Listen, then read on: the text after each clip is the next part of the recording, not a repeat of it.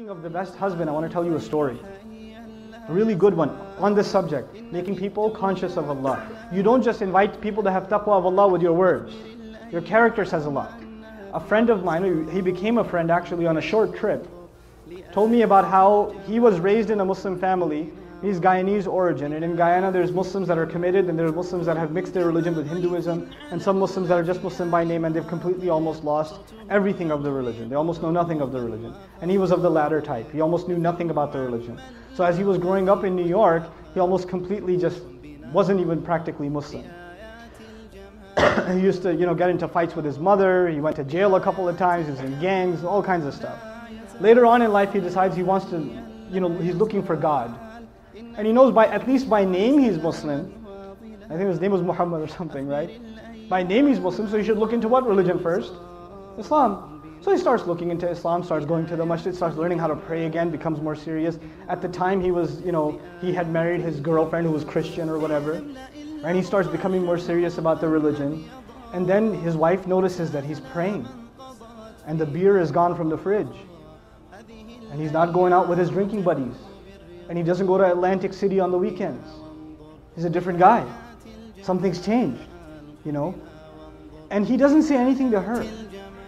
Just on his own, he didn't yell at her, didn't tell her to, put a hijab on or whatever, lose all her friends. He didn't do any of that. He went to a scholar, and I make dua for the scholar that he went to. He didn't tell me his name, but he said, I went to my scholar, and I told him, look, I'm becoming more and more aware of Islam, but my wife, of course, is a Christian, and she's not even a practicing Christian. She's just kind of what I was before. She's exactly like I was before. How do I help her? He said, don't tell her a thing about Islam, just be the best husband you can be, and to do that, just study what kind of a husband the Prophet was. Just do that. Don't worry about what you need to tell her, worry about being the best possible husband, and that is the sunnah of the Messenger. The Messenger would buy his wife gifts, the Messenger would joke with his wife, the Messenger would spend time with the mother of the believers, the Messenger would praise and compliment the mother of the believers. I'm mentioning that on purpose, guys. He would compliment them.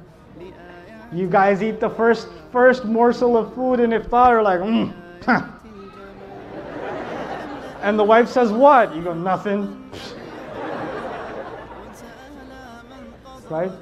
You drink, some of the desis here drink the first little sip of lassi. Look, I know the economy's bad, but are we really that short on sugar? Very painful for you to say a compliment. I understand, especially for those of you that come from my original country, Pakistan. For you to give a compliment to your wife can cause an ulcer. So I understand, but it's a sunnah, guys. Good food. That's amazing. And our wives, the sisters are so used to hearing nasty things from us. Then when we say nice things, they get freaked out. Like if the husband just says, you look really nice today. She goes, what do you want? She gets worried, like he's up to, we gotta fix that. That's a problem. It can't be healthy. So he starts doing these things with his wife. And in the beginning, he used to argue with her sometimes about Islam and tell her how Christianity doesn't make sense. How can 3 be 1 and 1 be 3? All those kinds of arguments, you've heard them before, right? And none of those would work with his wife. None of them. He's like, no, I'm a Christian and that's it. Jesus is in my heart. Leave me alone. 3 years go by. He stops talking to her about Christianity and how dumb it is or whatever. Stops debating with her. He's just being what he can be as the best husband. And one day he's making maghrib and his wife joins him in salat. And he's in salat. It messes up his salat. Right? What's happening here? Right? Yeah. We can give a break in 5 minutes, sure. Sure.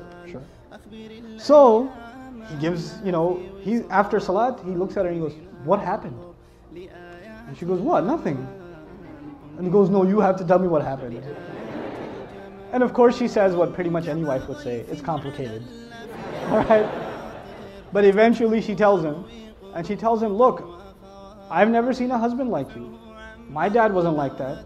I've never seen a father like you. The way you are with our child, I've never seen a father be like that. It's so beautiful.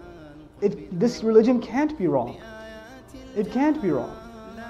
This is ittaqullah. You see how aware you are of Allah in your life, right?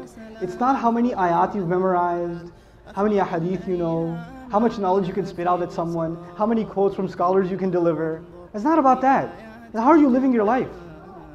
People can see that. You're calling people to the taqwa of Allah.